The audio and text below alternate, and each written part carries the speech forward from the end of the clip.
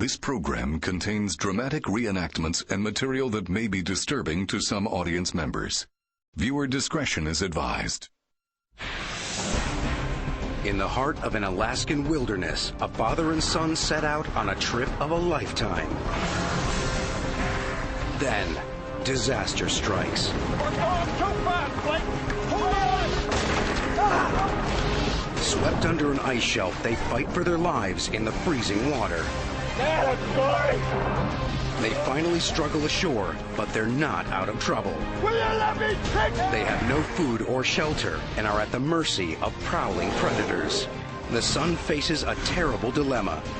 Stay with his 65-year-old father and wait for a rescue that may never come, or leave him and hike 60 miles through dangerous terrain to find help. What it takes to survive on I Shouldn't Be Alive. Dad, I'm sorry! Brace yourself!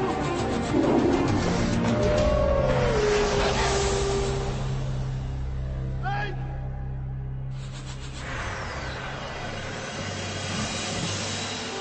The gates of the Arctic National Park is more than 13,000 square miles of almost uninhabited wilderness. This spectacular landscape draws in thousands of hardcore hikers and rafters from across the globe.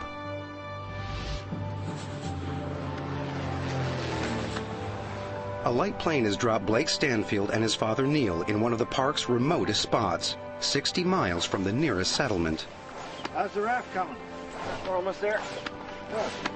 Get the coffee on. The men share a lifelong love of the outdoors, and Blake has planned a trip for his father to mark a very special occasion. For my father's 65th birthday, I had planned this rafting trip to the gates of the Arctic as a present to him. Isn't it beautiful, Dad? Well, a long way from Oklahoma City. Blake and I are good friends. We talk every day and share our experiences. He's always been a good kid. My father and I started backpacking when I was a young boy and always ended up loving that. He taught me to appreciate the outdoors. With no radio or cell phone, they are cut off from the outside world. But as experienced outdoorsmen, relying on no one but themselves is all part of the adventure. And they came well prepared. Come on, Matt. Where in the world did I put that lighter? I got it. Very repellent. Extra strength very repellent. Almost anywhere in Alaska, you're going to run into many different types of wildlife, which includes bear, and of course that's something that you always need to be prepared for. The reserve is rich in wildlife, including moose and caribou. It's virtually an untouched wilderness, home to hundreds of black bears and grizzlies, not to mention the roaming packs of wolves. Although Neil's been looking forward to the trip, he knows it's going to be tough. Hey, Dad. Yeah? Dad, over here. Sure. He'd really wanted Blake to book them on an organized group trip, but Blake had other ideas. Blake is very independently minded and decided that, oh no, we don't want to do that. We want to be able to do whatever we want to do. It would have been kind of nice to watch someone else do the hauling and shoveling. Come on, Dad. You want to share this with 10 strangers and a tour guide? Matter of fact, yeah. I had never wanted to, and still never want to go on a guided tour. Let's load her up. It was, an experience that I wanted to have with my father, just the two of us. Blake's itinerary has them traveling 90 miles by raft south down the Koyukuk River to the town of Bettles. It should take them around 6 days. It was about a 90-mile float that we had planned, just camping and doing little short day hikes. We were just going to have fun. It's early June and 2 full weeks before the vacation season gets into gear, so Blake and Neil have the Koyukuk all to themselves. We commented on the way down the river that wasn't it great to be the only ones on the river, the first ones on the river that year. and there was a reason, as it turned out. For 8 months of the year, the rivers are choked with ice. Snow up to 6 feet thick covers the reserve. But come summer, this all melts, swelling the rivers with billions of gallons of water. But it's early in the season, and Blake and Neil soon spot some patches of ice that have yet to thaw. Blake, ice. Oh, yeah. Thought it would all be melted by now. Yeah, me too. The longer we floated, the more ice we actually started to encounter. It doesn't look like it's going to let up. Now the current's picking up speed too, and Blake struggles to control the raft. You think we ought to stop this thing? I kept trying to look around the corner, hoping to find, which way we were going to be going, and that's when I realized that actually we didn't have a choice where we were going. Totally out of control, the men are being dragged by the current. We're going to have to pull in and stop this. I'm trying. I can't slow it down, though.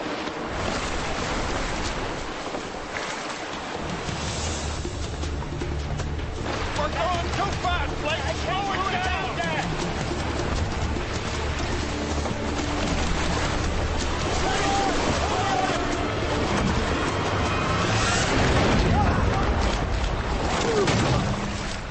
It was sheer panic at the time, and it happened so quickly there wasn't much time at all to think.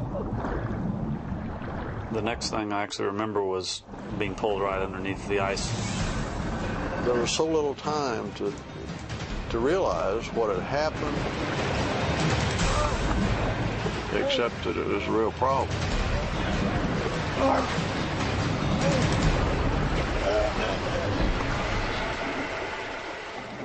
It wasn't long before we came up in essentially an air chamber underneath the ice. The air pocket saves their lives, but the ice shelf could stretch on for miles. I remember yelling at my father. Blake yelled, "I'm sorry, Dad." Dad, I'm sorry. Of course, it wasn't his fault. Give me a hand. Blake manages to grab Neil's hand. He tries desperately to keep hold of him, but the current's too strong. He can only watch, helpless, as his dad is swept away beneath the ice.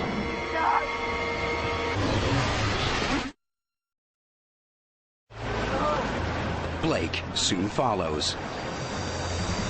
Then Neil and Blake are shot out from under the ice shelf, but their ordeal isn't over yet. We were being carried rapidly toward the second ice shelf. I saw it coming.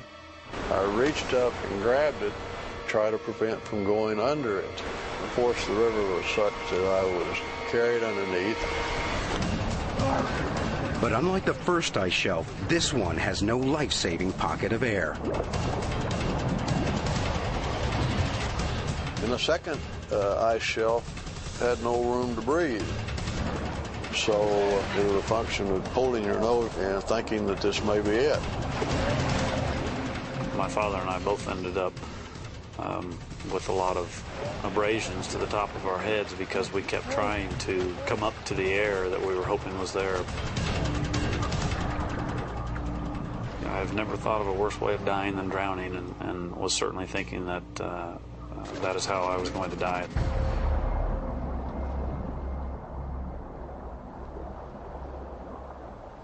All I remember is after being under that water for what seemed like an eternity, just remember popping out and taking in a nice big breath of air. Blake survived being trapped under the ice, but there's no sign of his dad. At this time, I had no idea where my father was. If he had been pushed up against something and trapped.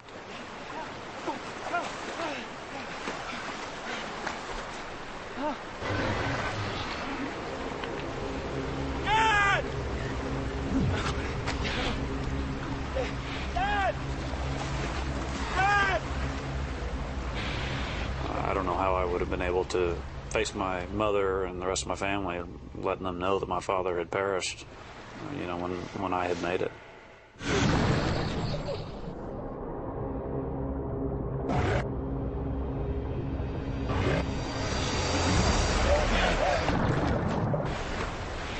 And the next thing I remember seeing was his head above the water. He's alive, but the powerful current is sweeping him away. It didn't appear like he was making any attempt to get out of the river, and for all I knew, he was injured and couldn't. Neil's exhausted, but somehow manages to catch hold of a rock and hauls himself out. Dad, you're gonna freeze! Blake knows that his dad has got to get to shore fast before he's paralyzed by the cold and shock. Dad, you're gonna swim! And Blake, in the meantime, is yelling at me, and I can't hear him above the roar of the river. Let us swim for it! Hey, here you! So eventually I managed to get my breath long enough to tell him to shut up. Will you let me think for a minute? Blake was telling me that I had to swim over to him, which was the last thing in the world I wanted to do. Dad! Neil dreads the thought of braving the freezing current again, but Blake knows it's his only chance.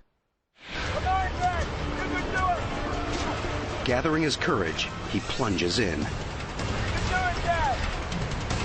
Dad!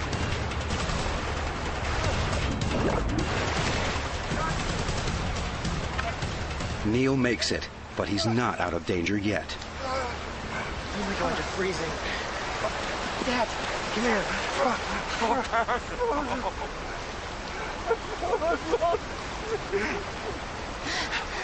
I'm so sorry, Dad. It's okay. It's okay. It was just bad luck. The icy water has sucked the life out of Neil. Blake's a doctor, and he can see his father is in the first stages of hypothermia. The second I got him out, I realized he was shaking uncontrollably. It was mild seizure-like.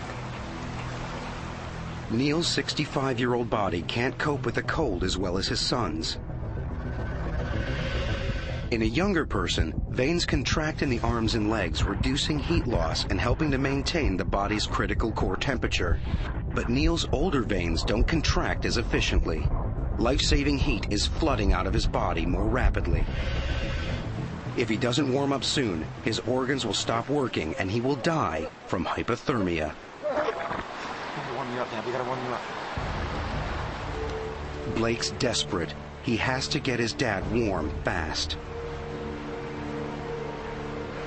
Then he remembers something. Where in the world did I put that lighter? I got it. By a miracle, the lighter didn't get washed away, but it's soaked. If it doesn't light, it could spell a death sentence for Neil. When I pulled that lighter out of my pocket and hit the button, the very first time that torch lit up, and maybe we were going to be able to have a fire. But Neil's wet clothes are rapidly draining vital heat from his body.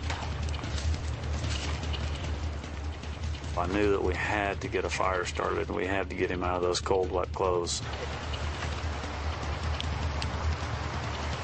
We gotta keep it dry. It's okay, Dad. You're gonna be okay. All right? All right. It's okay. Basically, while this fire got started, I hugged him and tried to give him some of the warmth that I had. Eventually got him to where he wasn't shaking anymore.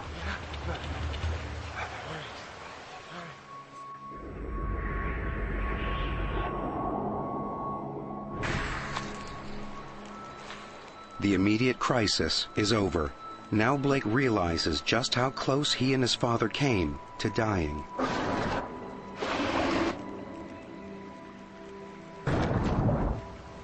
Blake had in his life vest a picture of his wife and son, and been so worried about ever seeing them again.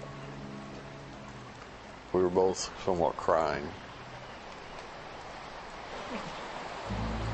It's okay, look. It's gonna be all right. But it's far from all right.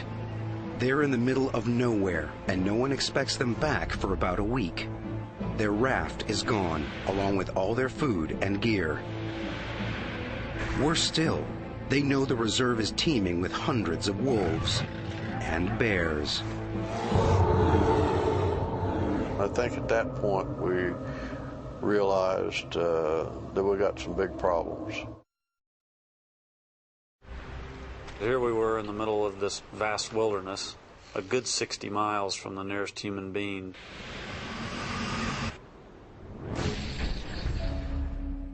No one was expected to be flown into the area for at least 2 weeks after our trip.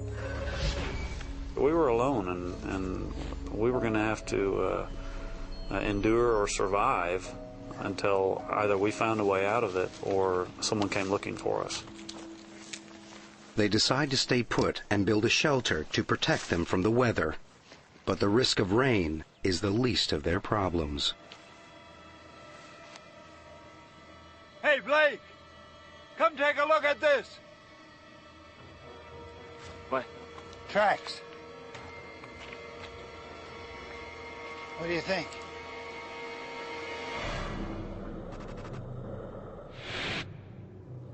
Black bear? More like a grizzly to me. Grizzlies can be fierce and aggressive, and the reserve is home to hundreds of them. They usually prey on caribou and sheep, but a hungry grizzly can attack and kill humans. I'm gonna get that fire started. The men had a shotgun, but that's at the bottom of the river now. With night falling, their only defense against prowling grizzlies is fire. Why don't you move closer, Dad? My father and I took turns laying towards the front of the shelter where the fire was, and then whoever was laying in back would bear hug the person in front. Try to get some sleep, okay? Neil and Blake are hungry, cold, and tired, but sleeping won't be easy. During the summer, the tilt of the Earth's orbit keeps the North Pole facing towards the sun, so it barely dips below the horizon. In Alaska, this makes for almost perpetual daylight, with only 3 hours of real darkness.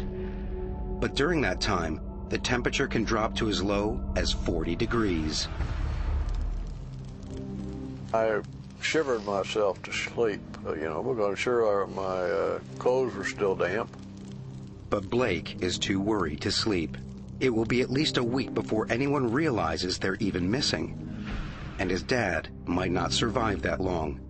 The only alternative is a grueling 60-mile hike to the nearest town. It was a long way to the nearest person. It was extremely rough terrain.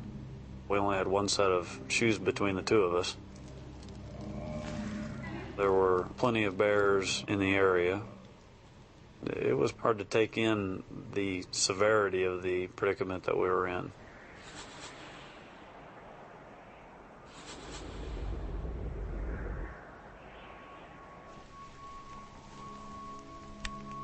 By the next morning, Blake's made a decision.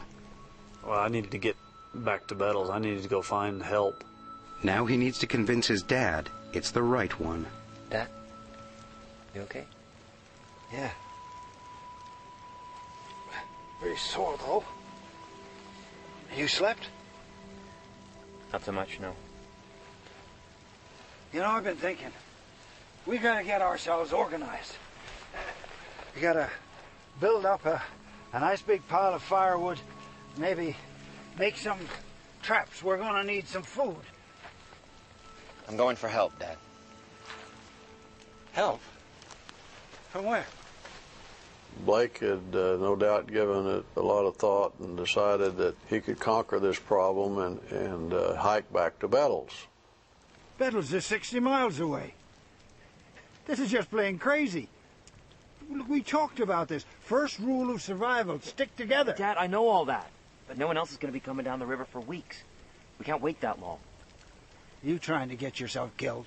Have you even looked at the map? There's a darn great river in the way.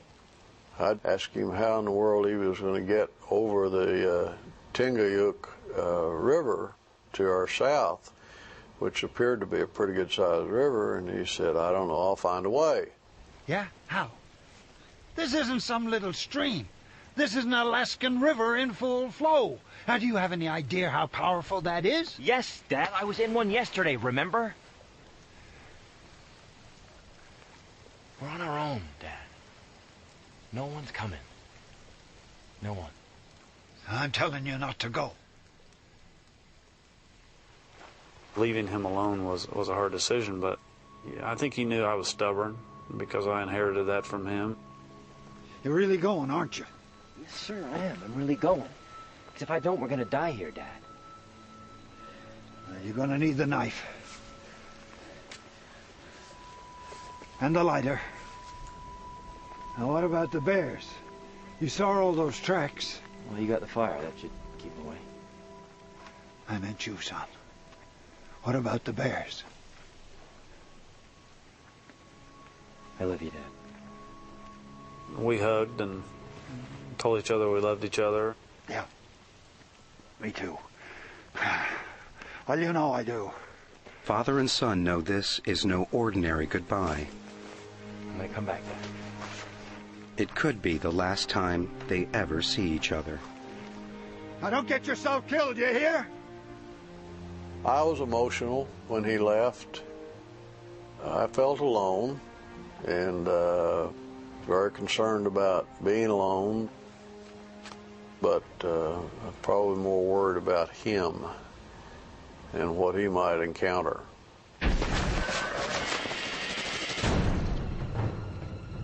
Ahead of Blake is a 60-mile hike south to the nearest town, over the toughest terrain he's ever experienced.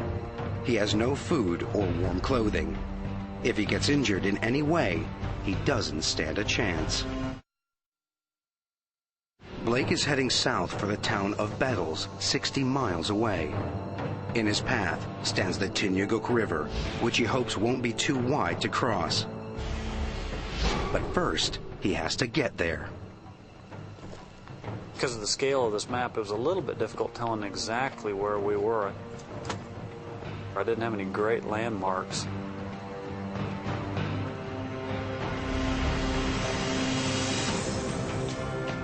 The hiking is taking it out of Blake. The ground is rough and uneven, and he hasn't eaten for over 24 hours.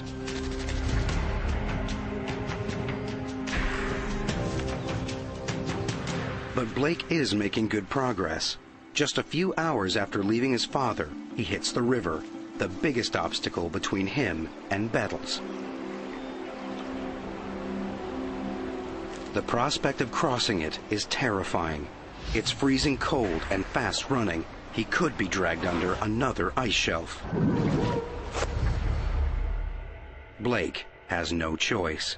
If he's going to reach help for him and his dad, he's just going to have to cross it. As soon as I started to cross, the water was flowing fast enough that I realized I was just going to have to jump and swim over to the other side.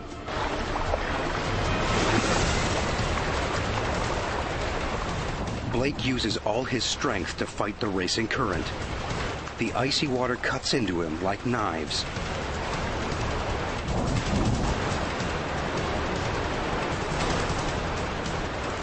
Somehow, he makes it across.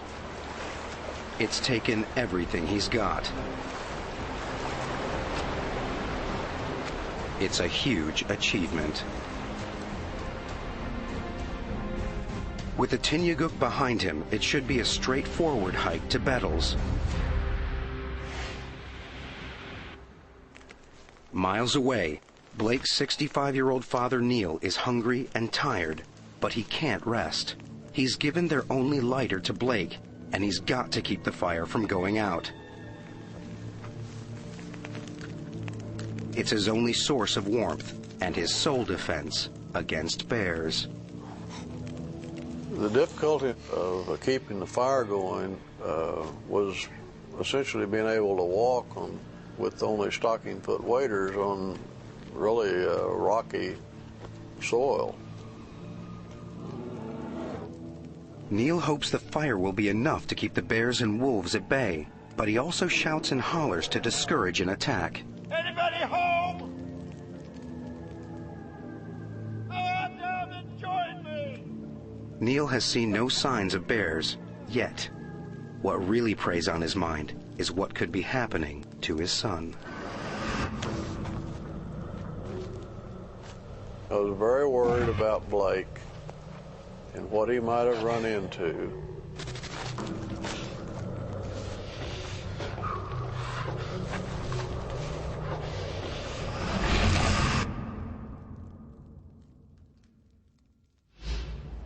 Like his dad, Blake is also trying to frighten predators away by singing aloud. And ironically, his song list is apropos. Most of my songs were moose tunes and bear tunes, actually.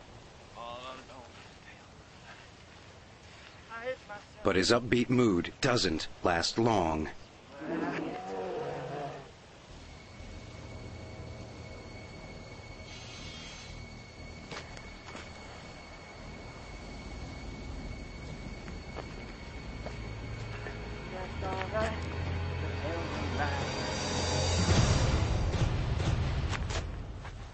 Blake comes face to face with his worst nightmare, a grizzly bear.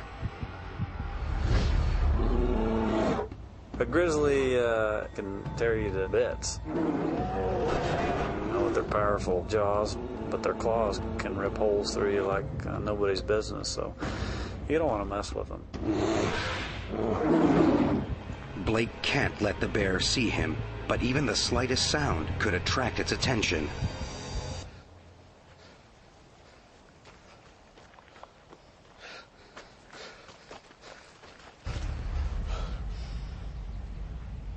I certainly sent the adrenaline through my body when I saw him. Blake doesn't dare make a sound. The bear's close, too close. It was scary seeing him out there because he wasn't far enough away for my liking. The bear hasn't spotted him, but grizzlies have a secret weapon. A grizzly's nasal passages are lined with billions of sensors.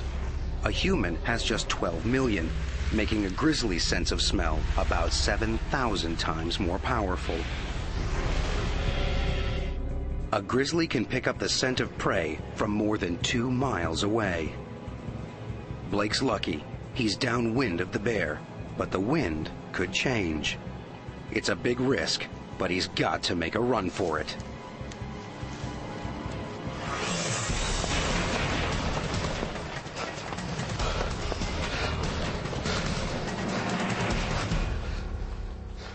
Incredibly, he gets away without being spotted. It's a lucky escape, but he's still got a long way to go. Blake's exhausted, but making good ground.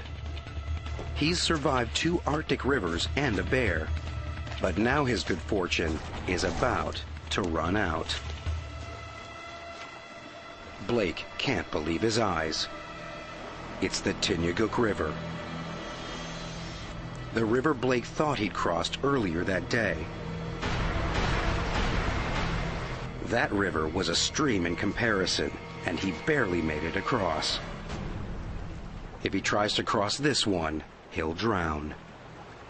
I kind of lost a lot of that optimism that I had as soon as I saw that there was no way to cross this thing, because it was so wide and so swiftly moving and so cold. It's a dead end. Blake gambled everything on making it to Bettles. Now he's tormented by the thought of his dad, alone in the wilderness, waiting for a rescue that will never come. Now the mental and physical exhaustion of the last 2 days finally catches up with him.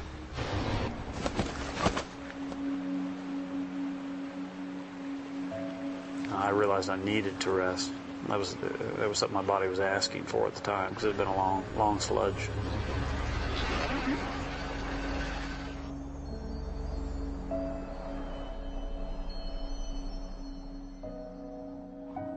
The constant physical exertion means that Blake is burning energy about 24 times faster than normal. He hasn't eaten for 36 hours, and now his body, desperate for fuel, is converting muscle into energy. It is literally beginning to eat itself alive.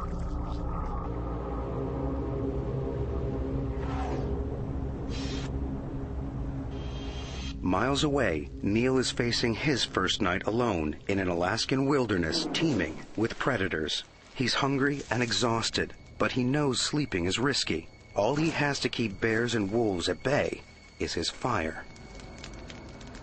The difficulty of keeping the fire going was staying awake enough. I would wake up in the middle of the night and maybe have a problem and have to work to get her going again. If the fire goes out, Neil is in big trouble.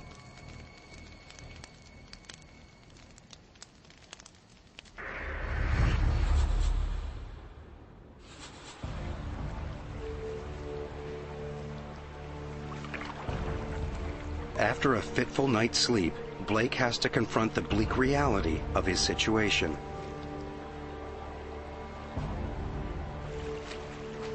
I was distraught when I realized that there's pretty much no way to get to Bettles. I was a long way from what I'd hoped to be my final destination. He has just one slim hope, that if he stays by the river, a passing aircraft might just spot him. I kept thinking about the fact that these bush pilots fly up and down these rivers, so they might be flying directly overhead. He has to do everything he can to make himself more visible. Despite his weakened state, Blake starts to gather driftwood for a signal fire. I actually set one of these log jams on fire, hoping that someone might see this smoke. But even this simple plan goes wrong. Every time I looked up into the sky, the smoke wasn't very white and smoky like you always see in the TV shows. You know, it wasn't that noticeable. Feeling defeated, Blake beds down for his second night in the wilderness.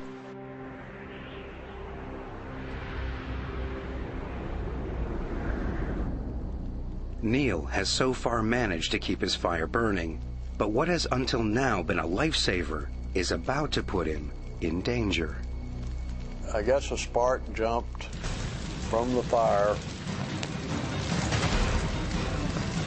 All of a sudden, there was a fire going on right above my head, and I'm talking like 18 inches above my head. So I had to get out of there fast. Helpless, Neil watches as his precious shelter burns to the ground.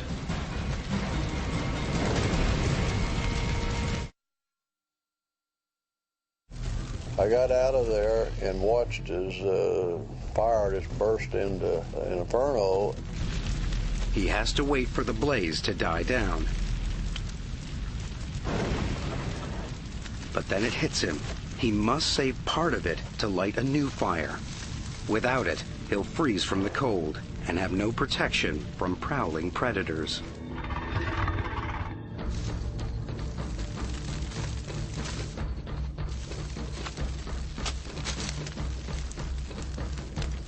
Neil saved his fire for now.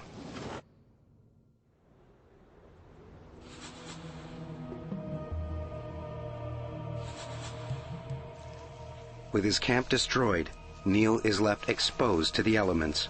Now daybreak brings a new enemy, the blazing sun. The sun was coming down pretty hard, and there was essentially no cover. He needs to build another shelter, but it's becoming harder and harder to carry out even simple tasks. Ow! There's only so much punishment a 65-year-old body can take. And after 3 days without food, Neil is weakening.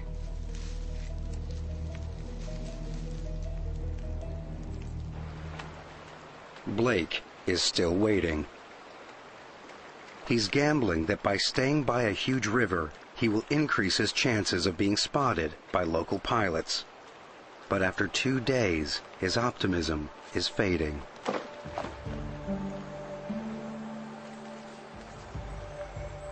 I was definitely depressed about the situation that we were in, especially because I had so much time to think about it.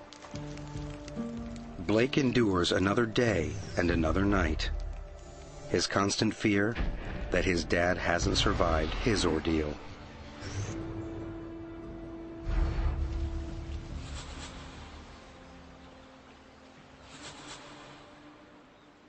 Another day passes with no sign of a plane. Then, Blake thinks he hears something. Around 6 or 7 in the evening on Tuesday, I was laying over by my fire when I heard the sound of an airplane. And my God, he was coming up on me quick, I could tell. Hey! Hey! Blake is desperate for the pilot to see him.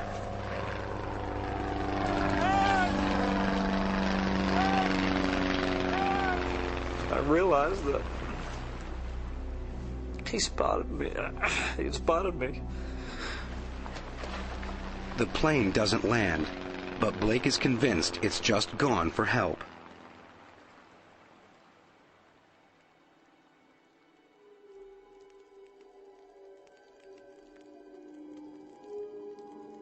But 3 hours later, there's still no sign of rescue. Blake's weak and confused. Was his mind playing tricks on him? Boy, after a while, I started thinking, did I just hallucinate? Did I imagine that plane?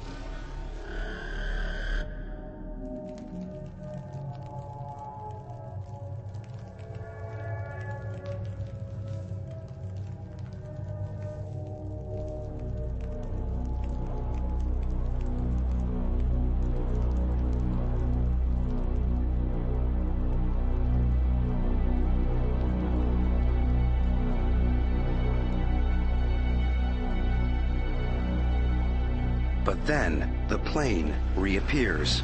I'm here! Help! It drops something.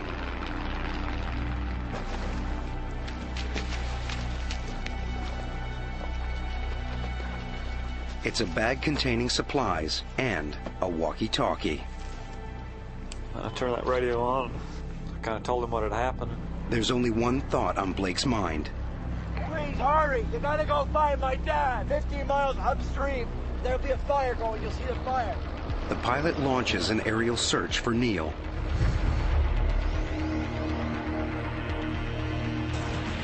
And Tango, where are you guys at? Okay, we're gonna head north. A plane reaches the right area within 10 minutes. Neil's camp should be easy to spot.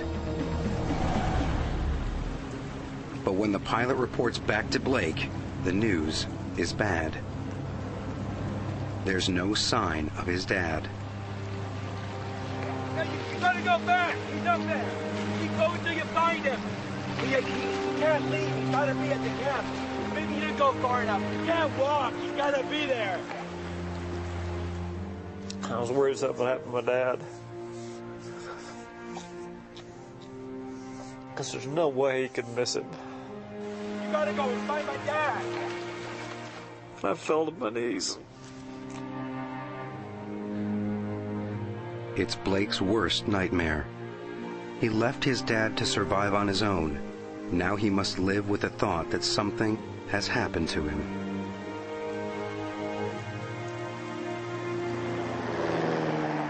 The aerial search continues. All Blake can do now is wait and pray. We're just entering base, trying to follow.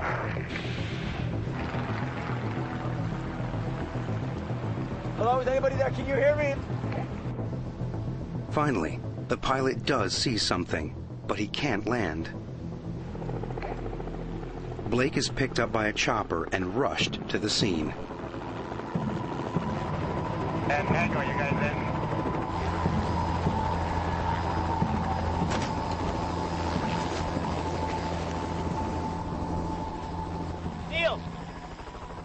Neil, you okay?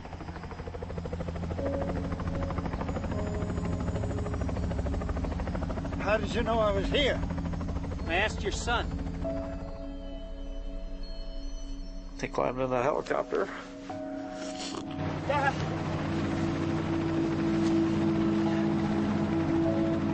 I'm so sorry, Dad. So sorry. Hell, all I could say was, man, you look like hell. Well, you don't look that cute yourself. I was very happy to see him. Very, very happy. Can we get the hell home now? Let's get out of here. And then we took off. Together again.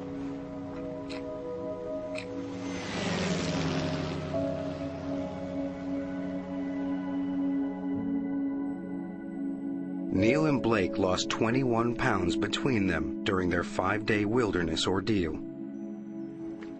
After the accident, Blake moved his family back from Alaska to Oklahoma City to be closer to his parents. He now practices general medicine there, while Neil runs a business managing buildings. Blake and Neil still regularly go hiking together, but they have never gone rafting again.